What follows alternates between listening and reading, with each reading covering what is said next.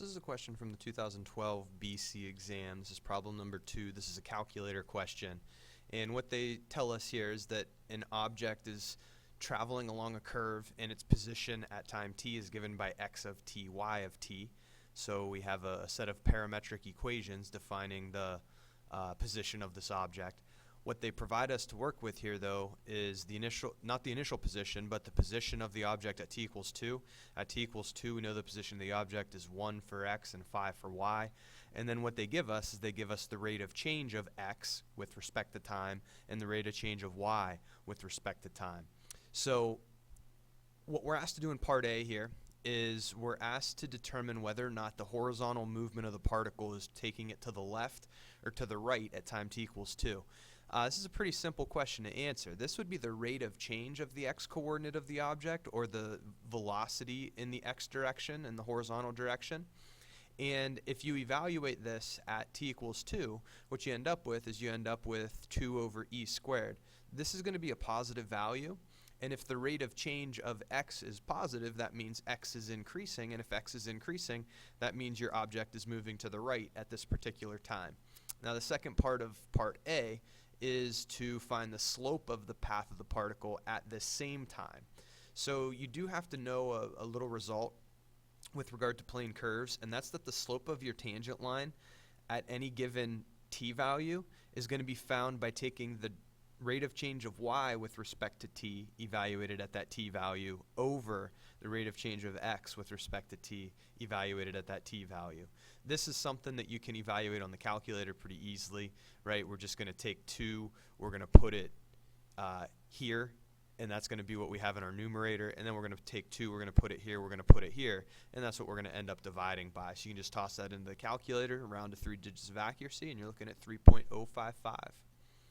In part B, if I can get back up the screen, here we go. In part B, it wants us to find just the x-coordinate of the particle's position at time t equals 4. Well, if we want to know how much the x-coordinate of the object has changed between 2 and 4, we can integrate the rate of change of the x-coordinate of the object's position between those two t values.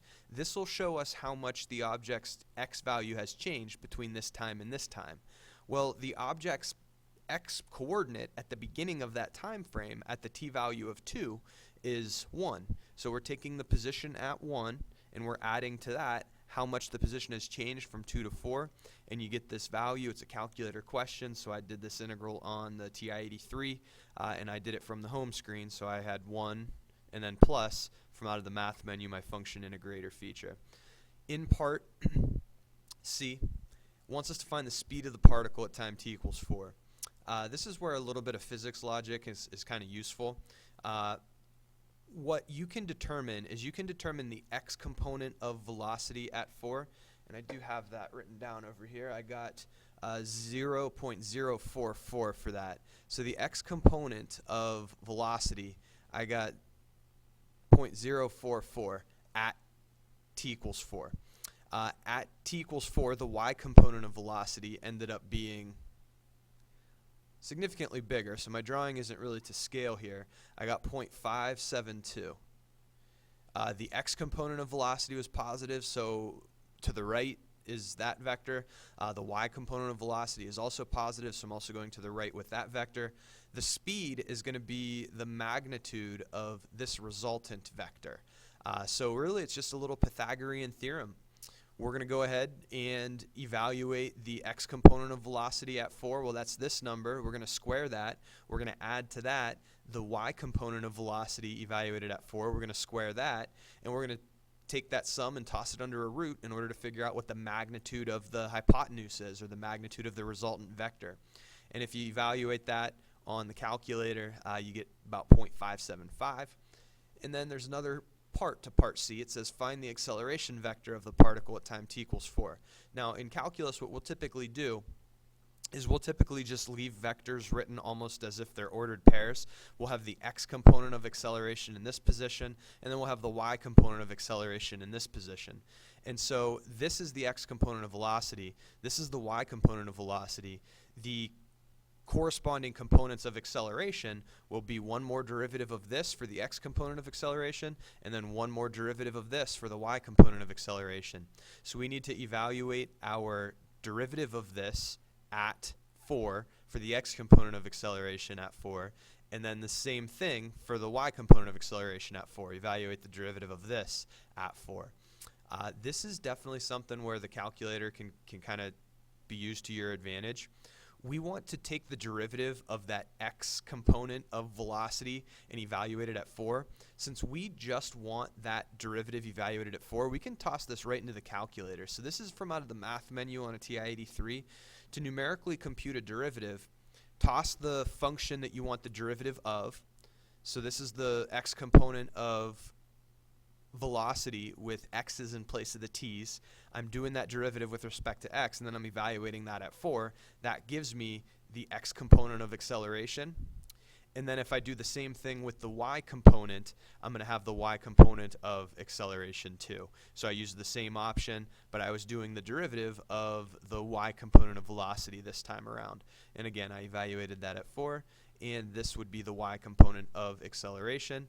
And the AP exam does not require you to find the direction or the magnitude of the resultant vector. If you just leave this vector listed component-wise, like we have it here, almost as if it were an ordered pair, that's perfectly acceptable.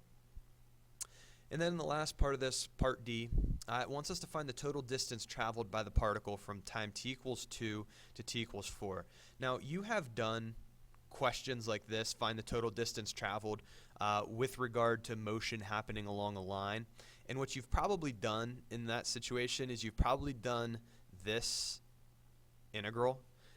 You want to integrate the absolute value of speed across the time frame from 2 to 4. So speed would be the absolute value of velocity. We want to keep that same idea in mind. We want to do the integral of speed with respect to time across the time values from 2 to 4. Well, we did something with regard to speed a couple minutes ago in part B. We were talking about speed back here. Actually, my fault, part C. The first part of part C. The speed is going to be the resultant vector here. And so rather than composing this root and evaluating it the specific t values of 4, why don't we just leave it general? Why don't we just leave it with t's not being specified? So that's what I have written here.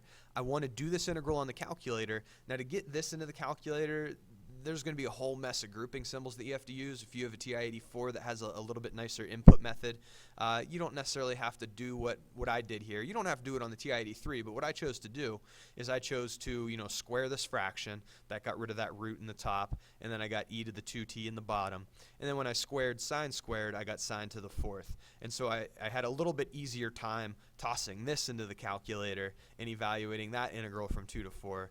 And this would be the total distance traveled by the object across the time frame from t equals 2 to t equals 4.